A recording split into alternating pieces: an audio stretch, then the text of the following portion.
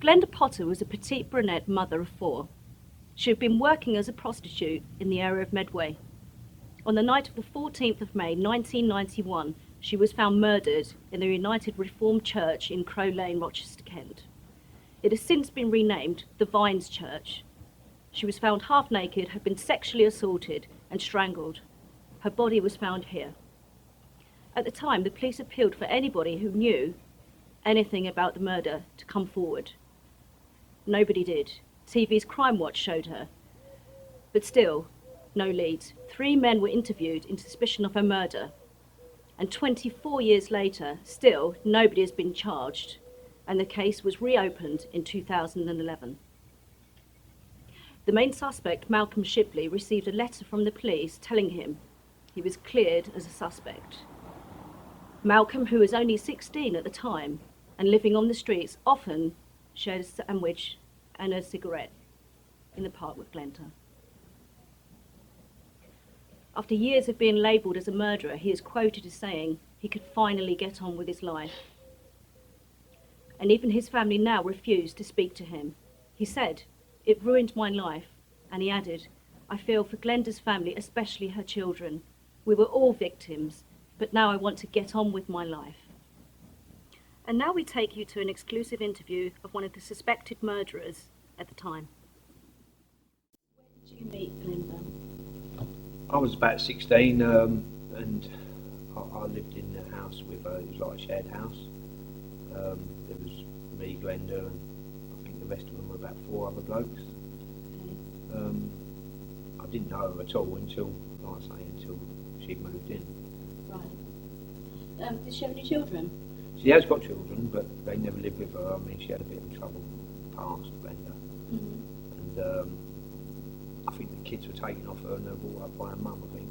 Okay. What was it? A son and a daughter, I think. Oh, right. How old would they be now then? They've got to be 30 now, I suppose. Oh, right. Okay. Yeah. So I've been trying to find out anybody else to do with her, and I just can't find these people at all. Right, what do you think that kind of like got her into that situation, that got her into like prostitution and like the drugs and things? I just think Glenda was a very, very vulnerable woman. You know, I mean, being brought up in Chatham as a vulnerable person is not a good place to be brought up anyway. Mm. And I should imagine poverty and drugs and her lifestyle just led her into that eventually, I should imagine. Yeah. What's she like? She was alright, Glenda. I mean, she was a bit shot away. She weren't your normal Joe, you know, like, she was alright though. She weren't a bad person. You know, so, I mean, nobody deserves what happened to her. No, of course not. Was she ever married or anything, do you know? She had a boyfriend called Darryl, but I don't know what happened to him. He soon disappeared off the scene. Was he like happy with what she was doing? I didn't really know him. Like, that was before she moved in. She was with this Darryl, and then they split up. I think he might have went to jail, and then she moved into our place, and that's all I know of her. Really. Whereabouts was this? Down Street. Oh, Dale Street. Okay. Yeah. Oh, fair enough. So what were the other guys that lived there? 311 it was. Pardon? 311. All right. Okay. Cool. So when all this happened, they pulled you in as a suspect. I don't know. I think they were grasping at straws, really. I think they were just trying to pull anybody in that knew her. And I lived in a house with her, like I say. I always got on with Glenda. I mean, I was shocked when I heard what had happened. And I suppose they just pulled me in because I was down living in the house with her. Mm. Okay. And so how did the police treat you? The police aren't exactly my friends. But I mean, that was alright. I don't think it was the normal police. I believe it was murder squad. Mm. And I think they knew, really. I think they were just going through the routine of trying to find whatever information they could. So what I've read online is that she was found naked, strangled and sexually assaulted, and that was down the alleyway, down the side of the church. Crow Lane? Yeah, on Crow Lane. Rolled up in the carpet? I didn't hear that bit. No, I've heard that she was rolled up in the carpet as well. Really? Yeah. I mean... It's not very clear patcher, is it? Oh no. Someone must have had a bad carpet. Yeah. Bless her. So any ideas on who it might have been then? Because nobody has actually It's never got into the papers, has it, as such, that somebody's actually gone to prison for it? No. It's still an open case, you know that? Is it still open, is it? Yep. I was in prison a long time ago, not long after, well, I'm not sure, it might have been a couple of 3 years after it happened. And there was a person that was a suspect, and I was in Elmley prison when him and somebody else come in charged. Are you going to mention names? Do I need to? I mean, Yeah, you can if you want to. Your I don't face know. is blacked out anyway. I don't know this feet. You don't have to. That's what I just said. Yeah, I don't want to mention. I've Yeah. told you the names, Yeah, I know, right? I So know. on camera, you can do what you like with that. Mhm. You know what I mean? I mean, they're not friends of mine anyway. So what do you think, why would they go and do that? I take it they were clients of hers. I don't know. Who knows? More like suppliers. Oh, like something to do with the drug deal or anything? Well, no. I mean, who knows? I mean, I don't know.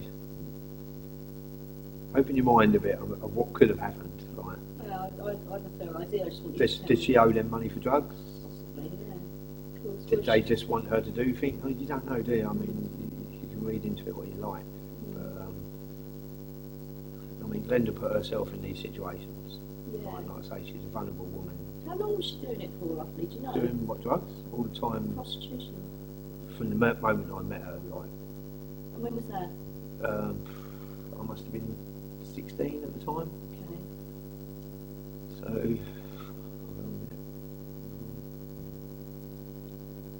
So, 29 years ago. Yeah. Like, how many years did you know her for? In that house, well, from the minute she moved in the house until I lived there probably a year, and she was there for the year, and I went away, and that's when I heard she'd been killed. I'm not sure if I was in prison or out of prison, to be honest, but It's horrible, isn't it? No one she was deserves- all right, no one Glenda. deserves to go She was that fucking way. mad as hell, but like she was all right, you know what I mean? Mad as a bag of frogs. The case still remains unsolved, and various sites online suggest that she could have been murdered by a sadistic serial killer. The case follows the success of Kent's Safe Exit scheme, which has seen prostitutes in the Kent area taken off of the street and given the support to start a new life. Countries such as Holland, it is seen as a proper job if the woman wants to do it.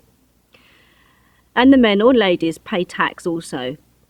In Holland, the prostitutes and clients have been legal since 1811. So why do a job like this? Well, it's the oldest profession in the world. It's easy cash, big motivator, no bosses, unless you have a pimp or work in a brothel. No experience or work diplomas are needed. And you can work your own hours, and no tax man if you're in the UK. The downside to being a prostitute is possibly being beaten, raped or tragically murdered, just like Glenda and so many others. Also, Glenda is reported to have had a drug habit, which is an easy reason to join the life. Maybe it's time for us to lose our stiff upper lip and be somewhat more liberated, because this isn't going to happen anytime soon. So for poor Glenda and many others, this is still a very, very dangerous job. So for poor Glenda, who paid the absolute price with her life, as so many prostitutes do, conclusion, still unsolved.